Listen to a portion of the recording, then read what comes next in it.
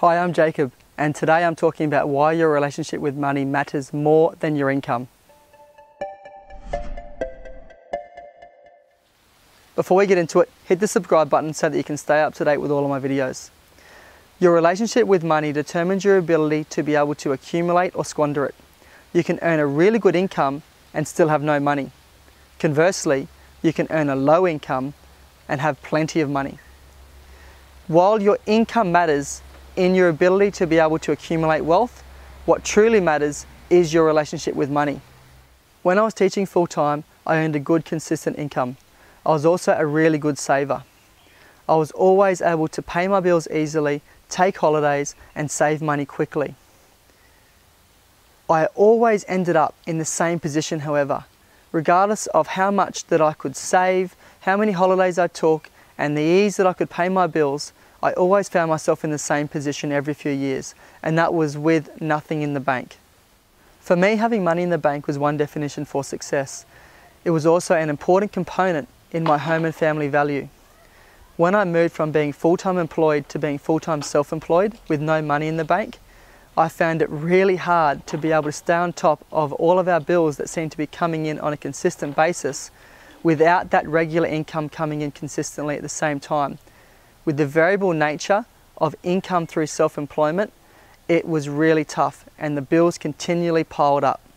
I was reflecting on that time in my life 12 months after resigning from teaching full-time, and I had a bit of a light bulb moment.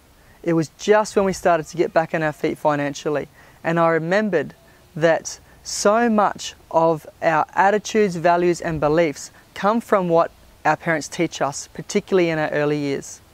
The things that our parents say and the things that our parents do are ingrained in our understanding of the way the world works. And for me, I remembered that they lived from paycheck to paycheck, and regardless of how much I earned, I was always going to squander that money because I was going to self-sabotage it.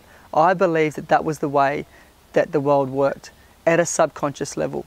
As much as I could save and as good as I was with money, I was always going to waste it. And it took that understanding to really change my relationship with money. As hard as that 12 months was, I wouldn't trade it in for the world. The lessons that I learned in that period were priceless, and it changed my relationship with money forever. So to improve your relationship with money, number one, review what you learned from your parents. What was their relationship with money like? What sort of things did they used to say and do? And are there any similarities with the way you are now regarding money? Pay particular attention to your values about wealth, your behaviours after each paycheck. Number two, prioritise your bills. There are always going to be bills come in, and there's always going to be those times where it seems like there's just one bill after another. Prioritise what is most important because you can't get stressed about it. Financial stress is one of the worst stresses there are. So rather than stress about it, prioritise what's most important and create a plan to get that paid off. It may be that you focus on one thing and get that paid off before everything else, or you work on a whole bunch of things at the same time. Whatever it is, you must create a plan and prioritise. Number three, live within your means. If you go down in income, you obviously must change the way you live if you are living at your limit. So you need to cut costs in different areas. But if you get a pay rise or a new job or your income goes up in some way, don't go rushing out to change your lifestyle at the same time. Continue to live within your means, and once you can consistently manage that new income, then that is when you can change your lifestyle. But I would suggest you be very careful about going up in any of your lifestyle habits so that you can always live within your means. You should always have spare money left over from each paycheck to not only pay yourself, but to also save money and then still have money left over for safety. Number four, kiss it goodbye. There's always going to be times when you need to spend money both in a positive way and in a way that you don't enjoy. We're always going to have bills to pay.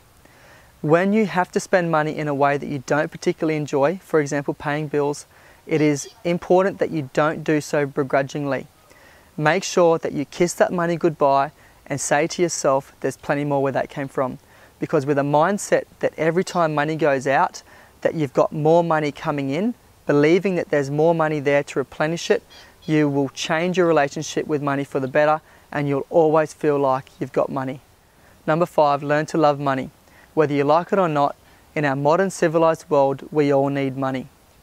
You can also help people more by having money. You can do more with and for your children, your family, your community, and even the world by having money. Your ability to be able to accumulate money comes from your relationship with it. Your income is great, but it is not the be all and end all. What is most important in accumulating money is your relationship with it. What is your relationship with money like? Whether it's good or bad, what can you do to make it better? As always, the best conversations happen back at the website at jacobandre.com, where you can leave your response to that question. If you've got any questions about this video, please leave them in the comment section below and I will answer them there. If you've liked this video, please share it with your friends and please subscribe to this YouTube channel for all the latest on personal development, health, fitness, leadership and success.